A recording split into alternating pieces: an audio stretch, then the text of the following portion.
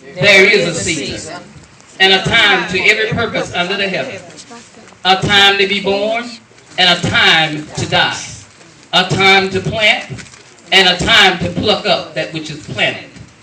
A time to kill and a time to heal. A time to break down and a time to build up. A time to weep and a time to laugh.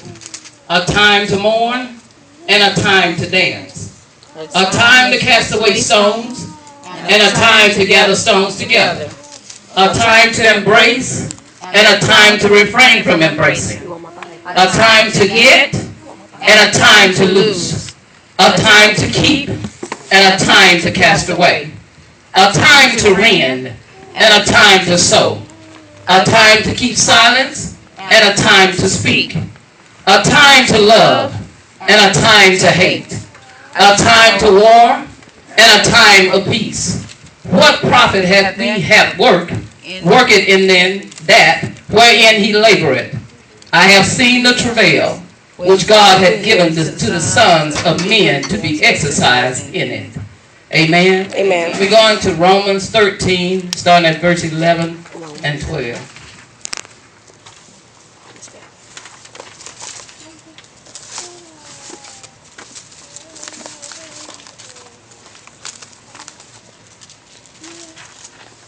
And it reads, and that, knowing the time, that now it is high time to awake out of sleep. For now is our salvation nearer than when we believed.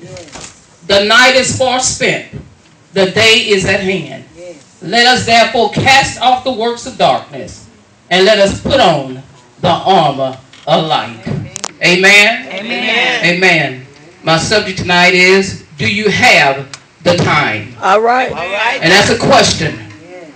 If each one of you would look at your neighbor, amen, look at your watch or your cell phone, amen, and ask your neighbor, do you have the time? Do you have the time? Repeat that again. Do you have the time? Do you have the time? Amen. Amen. Now you can look at the question that's asking what time it is. Most likely you'll say yes. Look at your watch or your cell phone and give the person the hour and the minute.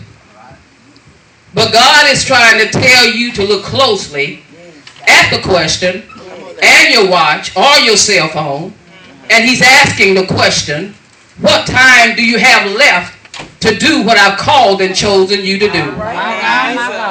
See, we look at the time, as just a day passing, a time, an hour passing. But you don't know that each time that clock moves, that hand moves,